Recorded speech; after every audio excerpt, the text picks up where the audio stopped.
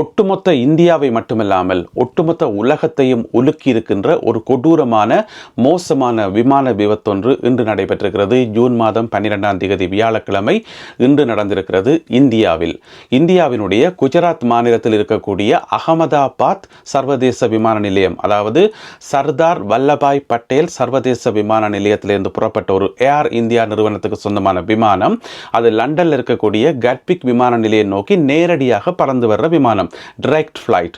அதுதான் இன்றைக்கு விபத்துக்குள்ளாகி இருக்கிறது.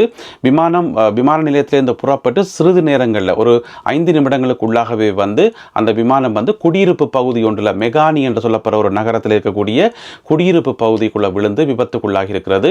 விபத்துக்குள்ளாகும் போது அந்த விமானத்தில் 242 பேர் இருந்திருக்கிறார்கள். பயணிகள் மற்றும் விமான சிப்பந்திகள் மற்றும் விமானிகள் என்று சொல்லி எல்லாருமாக சேர்த்து 242 பேர் இருந்திருக்கிறார்கள். அந்த 242 பேரும் உயிரிழந்திருக்கலாம் என்று சொல்லப்படுகிறது. இந்த காணொளி ஒளிப்பதிவு செய்யக்குள்ள உயிரிழந்தவர்கள் பற்றிய அந்த உத்தியோகபூர்வமான தகவல் வெளிவரையில, அதாவது 242 பேரும் உயிரிழந்து விட்டார்கள் என்று சொல்லி அந்த உத்தியோகபூர்வமான தகவல் வெளிவரையில. நீங்கள் இந்த காணொலியை பார்த்து கொண்டிருக்கிற சந்தர்ப்பத்தில் அந்த தகவல் வந்திருக்கலாம். இருந்தாலும் அந்த விமான விபத்து இடம்பெற்ற அந்த கோரமான காட்சியை பார்க்கும்போது, அதில் எழுந்து அந்த கரும் புகைகளை பார்க்கக்குள்ள, அந்த காணொலிகளை பார்க்கக்குள்ள அதில் யாருமே உயிர் தப்பியிருக்க முடியாதுன்றதான் இதில் இருக்கக்கூடிய சோகமான செய்தி. அது முதலாவது. அடுத்தது பார்த்தீங்கன்னு சொன்னால், இந்த விமானம் போய் விழுந்த இடம் முதல்ல குடியிருப்பு பகுதி என்று சொல்லப்பட்டது. பிறகு அது ஒரு கல்லூரிக்கு மேலே விழுந்திருக்குது. அந்த கல்லூரியில் ஏராளமான மாணவர்கள் இருந்திருக்கிறார்கள். அந்த கல்லூரியினுடைய மேல் கூற பகுதியில் எல்லாம் அந்த விமானத்தினுடைய பின்பக்கம் அந்த செட்டைகள் எல்லாம் விழுந்து கிடந்த காட்சியை பார்க்கக்கூடிய இருந்தது. இப்போ நீங்கள் படங்களில் பார்க்குறீங்க. எனவே கல்லூரிக்குள்ளே இருந்து எத்தனை பேர் இதில் சிக்கப்பட்டார்கள், அதில் எத்தனை பேர் உயிரிழந்தார்கள், அவர்களுக்கு என்ன நடந்தது என்று சொல்லி அது சம்பந்தமான விவரங்கள் இந்த காணொலி ஒளிப்பதிவு செய்ய விரையில். எனவே உயிரிழந்தவர்களுடைய எண்ணிக்கை இதை விட அதிகமாக இருக்கும் என்று சொல்லி எதிர்பார்க்கப்படுகிறது. இந்த விமான விபத்து நடந்ததற்கான காரணம் என்ன ஏது என்று சொல்லி அந்த பிளாக் பாக்ஸ் என்று சொல்லுவோம், கருப்பு பெட்டி, அது மீட்கப்பட்டு அதிலிருந்து ஆய்வுகள் செய்யப்பட்ட பிறகுதான் உண்மை விவரங்கள் தெரிய வரும்.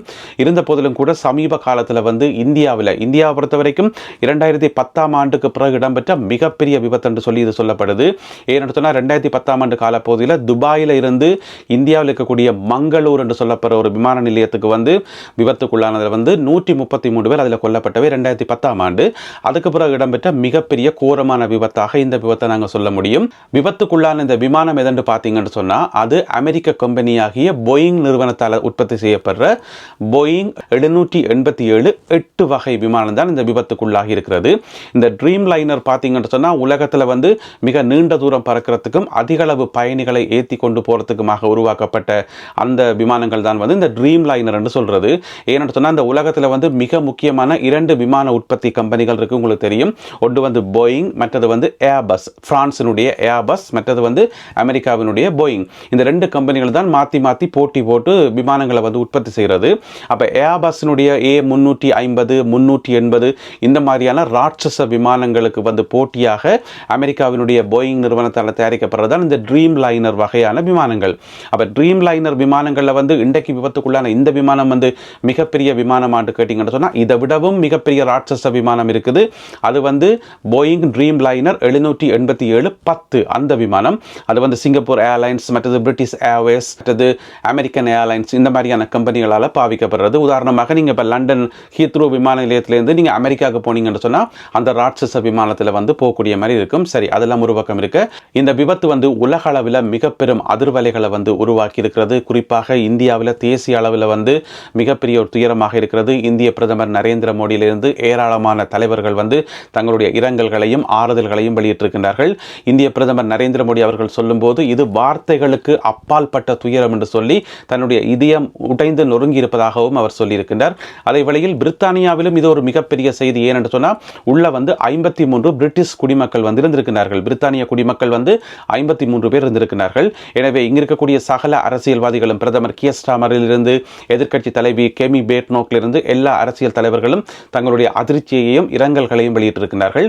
அதே வேளையில் மன்னர் சார்ல்ஸ் அவர்களும் தன்னுடைய அதிர்ச்சியை வெளியிட்டிருக்கிறார். இது சம்பந்தமாக பக்கிங்ஹாம் பேலஸ் ஒரு சிறப்பு அறிக்கை ஒன்றை வெளியிட்டிருக்கிறது. மன்னர் சார்ல்ஸ் அவர்களுக்கு உடனுக்குடன் தகவல்கள் அப்டேட் பண்ணப்படுவதாக சொல்லப்படுகிறது. சரி, லண்டன்ல இருக்கிற கட்விக் விமான நிலையத்துக்கு இந்த விமானம் பறந்து வந்திருக்குது. அதுல 1-2 தகவல்கள் இருக்கு, அதையும் சேர்த்து சொல்லிவிடுறேன். அதாவது யூகேல மிகப்பெரிய விமான நிலையம் லண்டன்ல இருக்கக்கூடிய ஹீத்ரோ விமான நிலையம். நீங்க எல்லாருமே கேள்விப்பட்டிருப்பீங்க, ஹீத்ரோ விமான நிலையம். அது லண்டன்ல மட்டுமில்லாமல் பிரித்தானியாவிலேயே மிகப்பெரிய விமான விமான நிலையம். அதுக்கு அடுத்ததாக இரண்டாவது இடத்தில் இருக்கிறது பிரித்தானியா முழுவதுக்குமான இரண்டாவது மிகப்பெரிய விமான நிலையம் தான் கட்விக் விமான நிலையம்.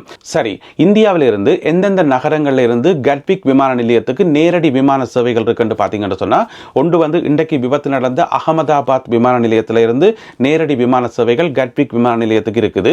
அது முதலாவது. இரண்டாவது வந்து கோவாவில் இருக்கக்கூடிய நோர்த் மனோகர் விமான நிலையம், சர்வதேச விமான நிலையம், அங்கிருந்தும் நேரடி விமான சேவைகள் வந்து கட்விக் விமான நிலையத்துக்கு இருக்குது. மூன்றாவது வந்து அம்ரிஸ்டர் நகரத்தில் இருக்கக்கூடிய அம்ரிஸ்டர் சர்வதேச விமான நிலையத்தில் இருந்து கட்விக் விமான நிலையத்துக்கு விமானங்கள் பறந்து வரும் நேரடியாக.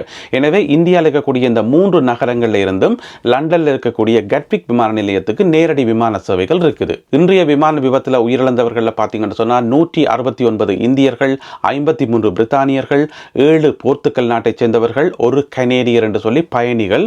அதே நேரம் பார்த்தீங்கன்னு சொன்னா விமான சிப்பந்திகள், விமானத்தில் பயணம் செய்கிற குரூஸ் வந்து 10 பேர், அதை விட 2 விமானிகள் என்று சொல்லி இவ்வளவு பேரும் அதில் பயணம் செய்திருக்கிறார்கள். எனவே இன்றைய அந்த விபத்து வந்து உலகளாவிய ரீதியில் மிகப்பெரிய அதிர்வலைகளை வந்து உருவாக்கி இருக்கிறது. ஏன்னு சொன்னா பொதுவாக அந்த விமான விபத்து என்று சொன்னா அதில் வாரா எல்லாருக்குமே வந்து ஒரு கனவு இருக்கும். இதில் வந்து பார்த்தீங்கன்னு சொன்னா 242 பேர் வெறினம் என்று சொன்னா அதில் வந்து பிரித்தானியாவுக்கு லண்டனுக்கு முதல் முறையாக வருபவர்களும் இருப்பார்கள். வந்து லண்டனை பார்க்கணும், லண்டனில் வந்து எல்லா இடங்களையும் சுற்றி பார்க்கணும்னு சொல்லி கனவுகளோட வந்தவர்கள் எத்தனையோ முயற்சி செய்து எவ்வளோ காலமாக காசெல்லாம் சேர்த்து எவ்வளவோ படித்து டிகிரி எல்லாம் வாங்கி சரி ஒரு யூனிவர்சிட்டிக்கு போகும்னு சொல்லி யூகேக்கு வந்திருக்கலாம். அல்லது வாழ்நாள் முழுக்க கஷ்டப்பட்டு உழைச்சி காசு சேர்த்து அதை வச்சு கொண்டு யூகேக்கு வருவோம் என்று சொல்லி முடிவெடுத்திருக்கலாம். எனவே இப்படியான பல கனவுகளோட விதைக்குள்ள வந்து விமானம் புறப்பட்டு ஒரு 5-6 நிமிஷத்தில் வந்து விபத்துக்குள்ளாகி இப்படி இறந்து போறதுன்றது உண்மையிலேயே வந்து மிகப்பெரிய துயரம். எனவே விமான விபத்துகள் பொதுவாகவே எல்லார் மனதிலேயும் வந்து ஒரு பெரிய தாக்கத்தை ஏற்படுத்தும்.